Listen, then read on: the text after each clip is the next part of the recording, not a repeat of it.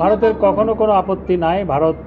ভারতবর্ষ বরং আমরা যখন রোহিঙ্গা সমস্যা নিয়ে আলোচনা করছিলাম তখন রোহিঙ্গা সমস্যা সমাধানে চায়নার রোল নিয়ে আলোচনা হচ্ছিল, তখন মাননীয় প্রধানমন্ত্রী উল্লেখ করেছেন যে আমি তো চায়নাতে যাচ্ছি, তাদের সাথে বিষয়টি আলোচনা এইভাবে এসছে। হ্যাঁ, আমার মনে হয় ফরেন রিলেশন শেষ, এখন রাজনৈতিক। মাননীয় মন্ত্রী, একটা বিষয়, আপনি তো ভারত সফরে গিয়েছিলেন মাননীয় প্রধানমন্ত্রীর সাথে, কিন্তু ভারত সফর করে আসার পরে সবচেয়ে দেশে যেই বিষয়টা আলোচনা হচ্ছে যে বিশেষ করে বিরোধী দল বিএনপি এবং অন্যরা অভিযোগ করছে যে আমাদের পররাষ্ট্রনীতি এখন আর বাংলাদেশের পররাষ্ট্রনীতি, নিজস্ব পররাষ্ট্রনীতি পরনির্ভর হয়ে গেছে ভারত থেকে আসার পরে, এইটা তাদের বক্তব্য। আপনার এই ব্যাপারে পররাষ্ট্রমন্ত্রী বক্তব্য?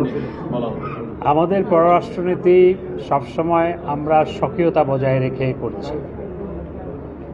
মাননীয় প্রধানমন্ত্রী ভারত থেকে সফরে এসে চায়নায় যাচ্ছেন, আমি চায়না থেকে ভারতে যাব, কারণ সেখানে বিমস্টেক মিনিস্ট্রিয়াল মিটিং হবে।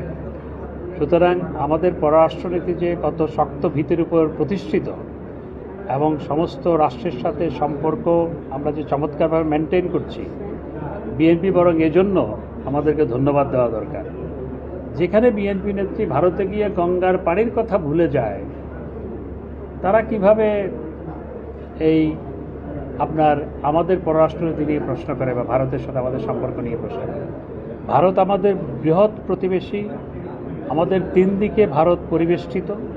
সুতরাং ভারতের সাথে সুসম্পর্ক বজায় রাখার মাধ্যমেই দেশকে এগিয়ে নিয়ে যেতে হবে, যেটি আমরা গত 15 বছর ধরে করে এসেছি। বিএনপি যখন ক্ষমতায় ছিল তখন বিএনপি বাংলাদেশকে ভারতীয় পণ্যের বাজারে রূপান্তরিত করেছিল। এই যে সিএনজি ট্যাক্সি চলে, এগুলো অবাধে আসা শুরু হয় কখন? বিএনপি যখন ক্ষমতায়। আরও অনেক ভারতীয় পণ্য, সেগুলো তারা যখন ক্ষমতায় ছিল তখন তারা এই ভারতের পণ্যের বাজারে রূপান্তর করেছিল বাংলাদেশকে। আমরা তা করিনি। আমরা সমগ্র পৃথিবী থেকে পণ্য আনি, সমগ্র পৃথিবীতে রপ্তানি করছি। ভারত থেকেও আনি, কারণ ভারত থেকে পেঁয়াজ আনলে তাড়াতাড়ি আসে, ভারত থেকে চিনি আসলে তাড়াতাড়ি আসে, ট্রাকে করে চলে আসতে পারে, এবং তারাও ভেরি জেনারেসলি আমাদের যখন প্রয়োজন হয় তখন দেয়। আর বিএনপি যেটি বলছে, মির্জা ফখরুল ইসলাম আলমগীর সাহেবরা তো ভারতীয় পণ্য বর্জনের আন্দোলন শুরু করেছিলেন।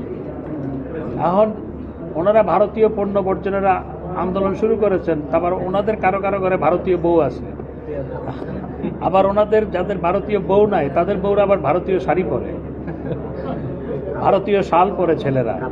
হ্যাঁ, তো ওনাদের তো দ্বিচারিতা, তো নিজের ঘরে ভারতের বউ,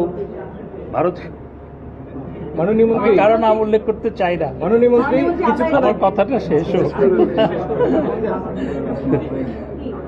ভারতীয় শাড়ি পরে, তারপর ভারতীয় শাল পরে, আর ভারতীয় শাল পরে আন্দোলনে গিয়ে বলে ভারতের পণ্য বর্জন করো। এই ধরনের দ্বিচারিতা, এগুলো মানুষ হাসে। যেকোনো একটা দ্বিপাক্ষিক সফরে তো সবসময় প্রায়োরিটি সেট করা থাকে। বাংলাদেশের এই চীন সফরের প্রায়োরিটি কি? আমরা কি চাই? আওয়ার ডেভেলপমেন্ট, আমাদের প্রায়োরিটি আওয়ার ডেভেলপমেন্ট।